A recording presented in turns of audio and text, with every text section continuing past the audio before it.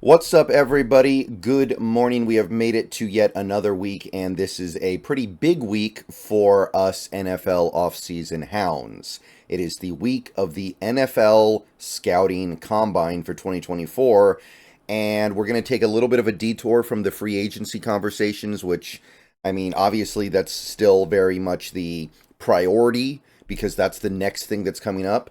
But I want to talk a little bit about the scouting combine today, and then tomorrow we'll get back on track.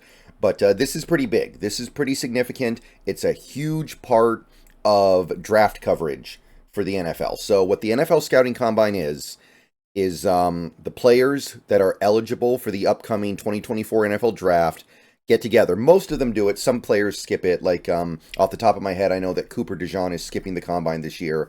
But most of the players that are trying to get drafted for the NFL draft coming up in April, late April, they get together at, this year it's going to be Lucas Oil Stadium, and they run drills to show what they can do physically, and they also participate in interviews and examinations to show what they can do mentally. So it's kind of the final piece of the puzzle for the NFL draft. We can see what these guys can do when they're just focused on exerting themselves as much as possible physically. How fast can they run? How much can they lift? How high can they jump? How far can they jump? Etc., etc., etc. That's what the NFL Scouting Combine is all about. If you've ever seen those clips of people running around in spandex on a field and doing 40-yard dashes and 10-yard shuttles, 20-yard shuttles, stuff like that, and bench presses, it was probably at the NFL Scouting Combine. So there have been over 300 players invited, so that's a vast majority of the guys that you could consider drafting in the 2024 NFL Draft. And this week is the week where it all plays out. So let's take a look at the schedule here posted by Jordan Reed to understand exactly how this works, and basically just lay out what I'm going to be doing to try to cover this, because most of this stuff, at least the on-field stuff, is actually watchable. You can actually follow along on NFL Network and online. So technically this started yesterday, but nothing happened yesterday because it was just an opportunity for players to arrive at the facility a little bit early. So defensive linemen and linebackers started trickling in yesterday. I didn't feel the need to make a video about that. Today is the day where things will actually start, although not so much for us. So today's Monday, February 26th. We're going to have registration. We're going to have a pre-exam. We're going to have orientation.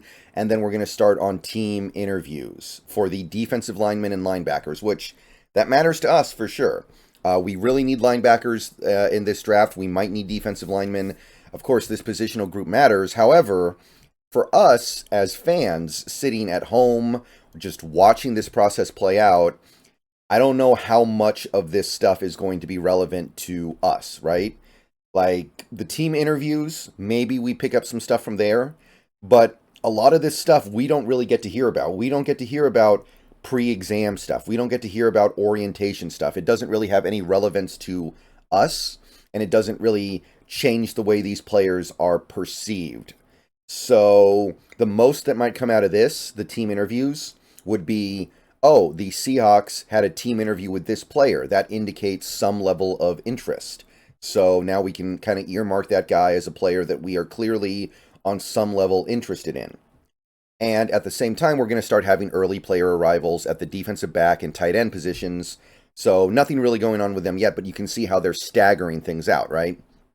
And then tomorrow, we start to see some more stuff from the defensive linemen and linebackers, the medical exam. Sometimes things will leak about medical exams that affects a player's draft stock, like, oh, this injury looks chronic. This looks like it's never going to go away.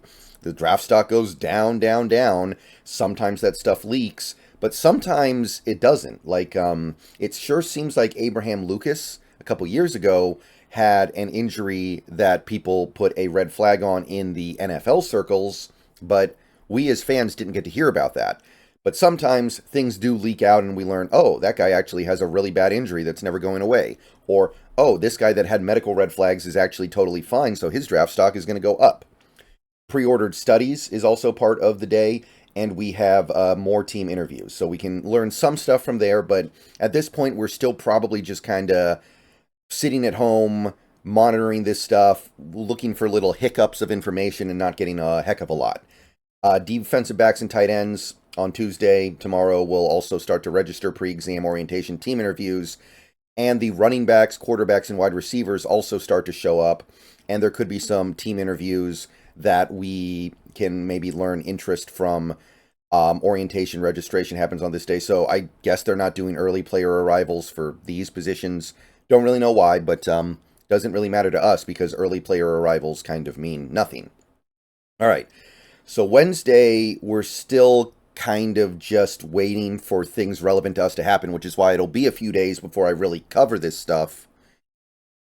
Wednesday for the defensive linemen and linebackers is the ortho exam, which we could learn a little bit from, but more than likely, vast majority of players will just be, it'll be between them and the person examining them and the teams, the front office people. Media interviews could be somewhat interesting, I guess. NFLPA meeting and more team interviews. And then the defensive backs and tight ends continue to stagger in. Exam, studies, interviews. Running backs, quarterbacks, wide receivers stagger in. Pre-exam, NFLPA meeting, team interviews. So you can kind of see how this process is playing out so far. It's mostly stuff that is for the benefit of the front offices. Not necessarily stuff we would glean a lot from. And then the offensive linemen and special teamers show up last. Registration, orientation, and team interviews start for them on Wednesday. It's not until Thursday when things start to really get spicy. For the defensive linemen and linebackers, we're going to see on Thursday measurements and on-field workouts. This is the 40-yard dash. This is height. This is weight. This is the high jump. This is the broad jump. This is the shuttle. These are the things that we can watch on TV on the NFL Network typically. Those are the things that we can really learn stuff from. And there will be many places on the internet that keep track of the guys who test the best and also the guys who test the worst. And, of course, the guys who test within expectations. So you're going to have measurements and you're going to have the on-field workout. You go to the NFL.com page for the Scouting Combine. You can see that it'll start at 3 p.m. on this day. Excuse me. So that'll be noon my time. So the idea is going to be we're going to let this play out. And later in the day on Thursday, sometime in the probably late afternoon, when we start getting the data published to various sources on the internet, and I've also had time to view it myself because I do plan on watching all this stuff, I'm going to make a video that evening, that night, maybe late afternoon, breaking down exactly what we saw, who boosted their stock, who hurt their stock, etc., etc. I did this last year. I typically waited until the following day, though. This year, I'm going to try to do it the same day. So that's kind of what you can expect from Thursday. We're going to continue our free agency coverage throughout the earlier parts of the day. But after this combine stuff is done and dusted, I want to go ahead and dig into it as much as I can. And you can see that the other positional groups are continuing along with their team interviews and examinations, broadcast interviews from the quarterbacks, running backs, wide receivers, etc., etc. And then that gets us to a new month in March 1st on Friday, and things basically continue on here. So, Friday, March 1st, the first positional group, defensive linemen and linebackers, do their bench press. That's the one kind of on-field workout thing that they don't do on that first day where they're doing the on-field stuff. And then we get broadcast interviews, and then they leave. So the bench press stuff is sometimes eliminating, so I'll probably do a separate video talking about the bench press data we get from the positions. But obviously, by the time we get to Friday, the focus will be on defensive backs and tight ends, how they do on the on-field workouts, what their measurements are. Again, that's the kind of stuff that we really get into. You go to the NFL.com website, 3 p.m. ET, so that's noon my time. So by the late afternoon or early evening, we'll probably have all the data published, and I'll go over some of the standouts and some of the guys who maybe hurt themselves a little bit. So it'll just continue on in that pattern. You can also see at the same time we still have more stuff going on that might be of a little bit of interest at these later positional groups. And then we get to Saturday. The defensive backs and tight ends do their bench press, which the bench press could really matter for tight end stuff. So we'll have a little bit more to go on there. Broadcast interviews, they leave Indy. But Saturday, March 2nd is all about the quarterbacks, really. The quarterbacks do their on-field workouts. They do their measurement stuff. We find out how tall they are, how big their arms are. We see how they look throwing the ball. We see how they run. We see how they shift in space, their agility. We also get running backs and wide receivers. This is a great year for wide receivers, so that stuff's going to be great. And obviously the offensive linemen and special teamers just keep moving along here. But the quarterback, wide receiver, running back on-field workout starts at 10 a.m. on Saturday. Because it's the weekend, they start a little bit earlier. So probably by the mid-afternoon, I'll be able to look at all the data that we've been given, as well as probably have finished watching all the stuff on NFL Network by then. And we will have a pretty good idea of what the Combine is informing us about going into the draft season. So, yeah, that is what's going on Saturday. And then Sunday, we get bench press data from the quarterbacks, running backs, and wide receivers, and then they leave.